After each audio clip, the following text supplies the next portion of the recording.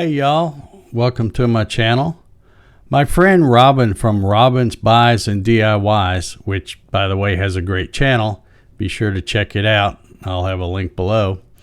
Robin recently painted a picture of my dog Jack from a photo that I had posted on Facebook.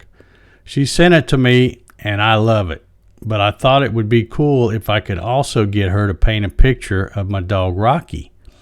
So once again, Robin painted a picture of Rocky just using a photo that I'd posted. I've had both paintings sitting around for a while, and I thought I need to build some frames for them since it would be really hard to hang the 14 by 11 inch canvas without a frame. So I decided to take some of everyone's favorite wood, that's right, pallet wood, and see what kind of rustic frame I could make from it.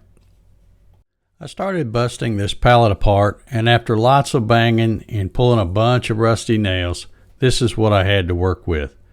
And I knew I would need 4 pieces about 20 inches long and 4 pieces 17 inches long. Now I could use a simple butt joint or cut these on my miter saw, but I like to use my CNC and make things way more complicated than they need to be. So here's what I came up with. This is what I drew up in VCarve Pro.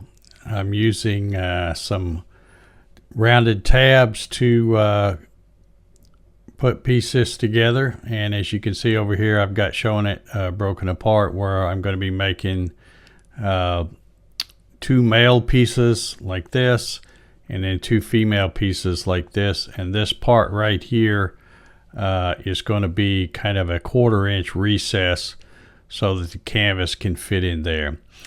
To be real honest, I'm not even sure if this is going to work with this pallet wood.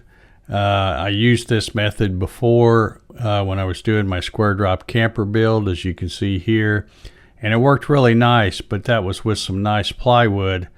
And again, I'm going to be using some pretty crappy pallet wood for this project, so we'll see how this works. So I've got to make 2 frames just like you see here.